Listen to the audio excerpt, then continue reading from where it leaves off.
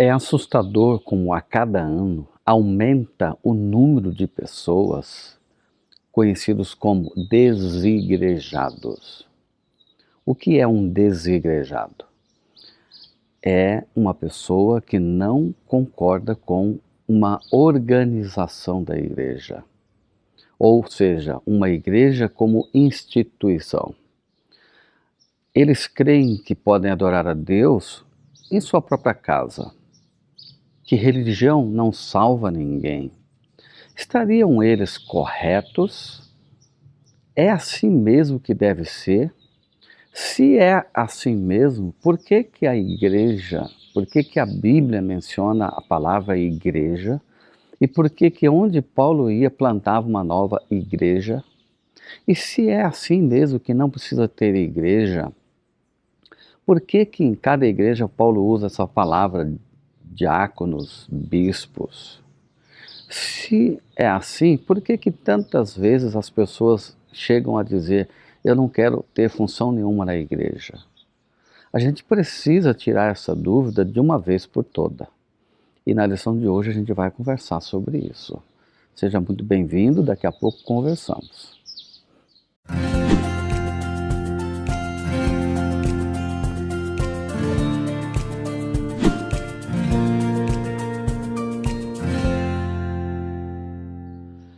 Hoje é quinta-feira, 1º de janeiro de 2026. Feliz Ano Novo!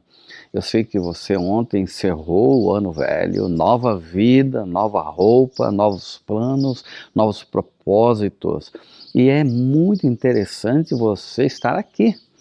Imagina quantas pessoas nessa noite perderam a sua vida.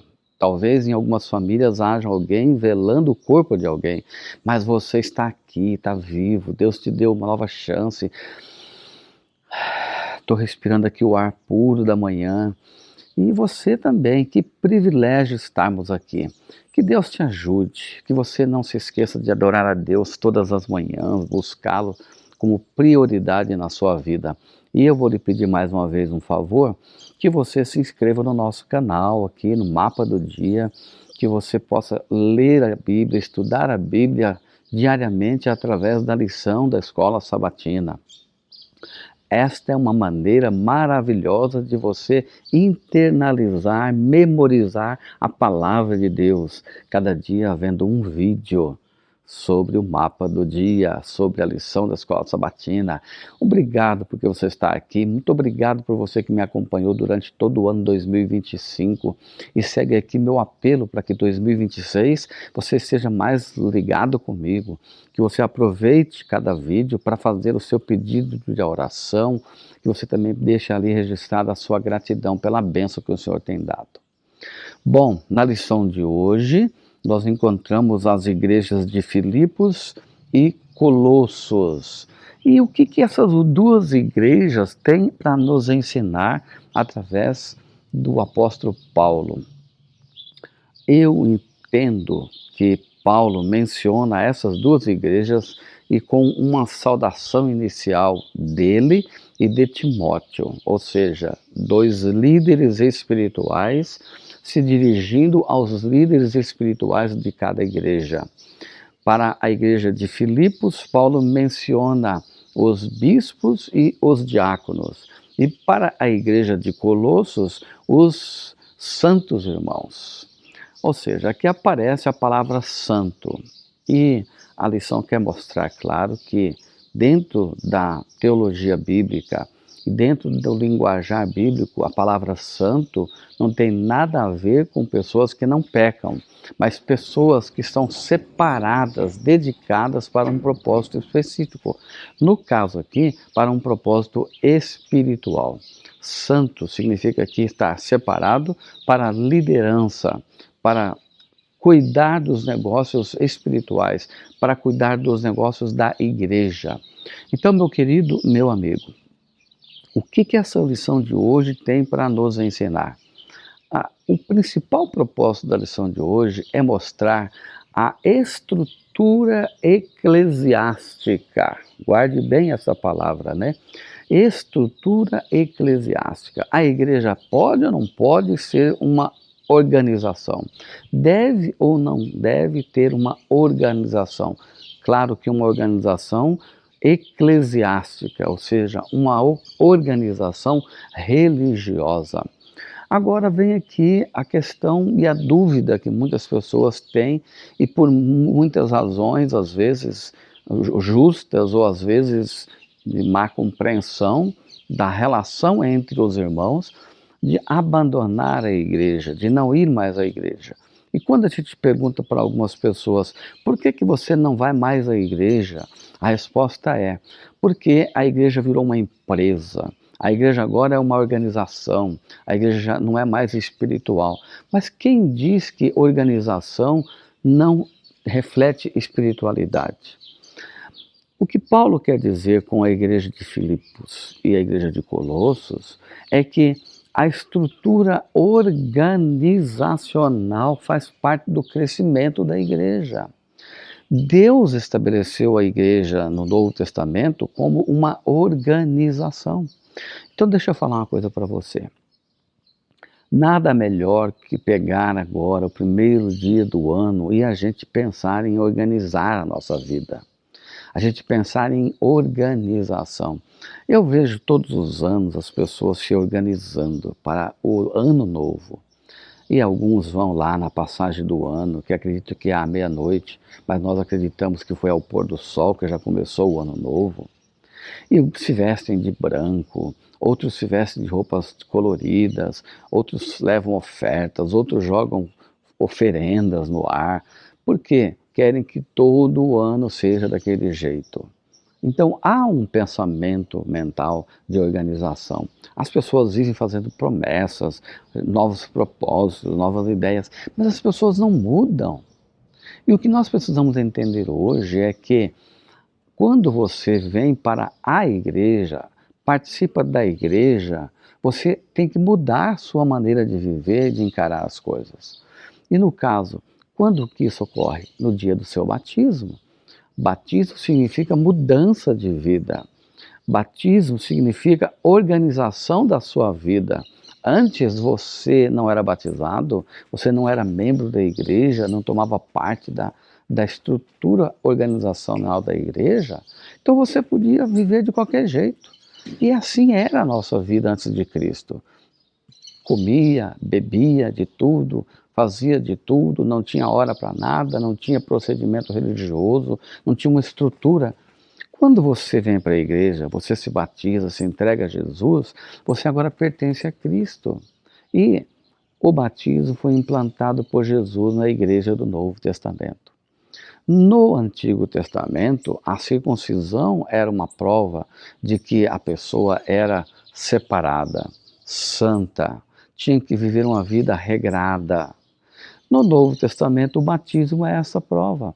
Você se une a Cristo, ao corpo de Cristo, do qual ele é a cabeça e nós somos os membros.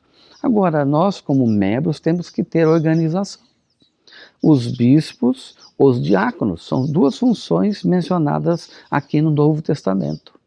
E se você for dar uma olhada aqui nos textos, eu encontrei pelo menos 2 textos básicos, aqui em 1 Timóteo 3, 1 e 2, fiel é a palavra, se alguém deseja o episcopado, excelente obra almeja, e aí vem uma lista de atributos espirituais do bispo e do diácono, vai até o verso 12, é necessário que o bispo seja irrepreensível, esposo de uma só mulher, moderado, sensato, modesto, hospitaleiro, apto para ensinar, não dado ao vinho, não violento, cordial, inimigo de conflitos, não avarento, que governe bem a sua própria casa, criando os filhos sob disciplina em todo respeito. E aí a lista é grande. Então, se você se torna cristão, você é diferente. E aqui em Tito 1, 5 a 9, a lista segue, né, para que você possa ser irrepreensível. Repete a lista na realidade, né? Marido de uma só mulher, tenha filhos crentes, não acusados de devassidão, nem insubordinados. É indispensável que o bispo seja irrepreensível, não arrogante, não se irrite facilmente, não apegado ao vinho, nem violento, nem ganancioso, mas hospitaleiro, amigo, sensato, justo, piedoso, tendo domínio de si e que pregue a palavra. Vocês percebem? A igreja tem uma estrutura. Se eu amo a Jesus no meu coração e sigo a Jesus, eu tenho que seguir a estrutura de Jesus. E a estrutura que Jesus deixou é a igreja. Meu querido, você pode adorar em casa, mas você não pode se dar ao luxo de não estar na igreja. Não é a igreja que salva, quem salva é Jesus, mas a igreja é a estrutura, o canal para desenvolvimento, é um celeiro de formação de líderes. E se os diáconos, os anciãos e os pastores que estão liderando a igreja de Deus hoje morrerem e você estiver em casa, e você não vou fazer parte da igreja, e todas as famílias tiverem a mesma ideia, não vamos mais fazer parte da igreja, o que é que vai acontecer com a igreja? A igreja vai morrer. Então, se é para a igreja morrer, Jesus teria declarado, depois que você passar, Paulo, Timóteo e todos esses bispos e anciãos, que não exista mais igreja. Então, ser desigrejado não é bíblico. Deixar de frequentar a igreja não é bíblico. Ficar assistindo culto só pela internet, só pelos vídeos, não é bíblico. Claro que você pode ser abençoado assistindo em casa, adorando em casa, mas você também deve estar na igreja. Você é um membro da igreja. Se eu pegar esse dedo mínimo aqui e arrancar do corpo, ele vai apodrecer e vai morrer. Assim é aquele desigrejado que fica sem Jesus, sem comunhão com o membro, o corpo de Cristo, sem comunhão um com o outro. Logo, logo ele vai apodrecer. Que Deus te ajude. Que você não fique olhando para a igreja, só para os defeitos da igreja, criticando sua liderança, seus pastores. Alguns aí ficam assistindo qualquer vídeo, qualquer pessoa que anda criticando a igreja.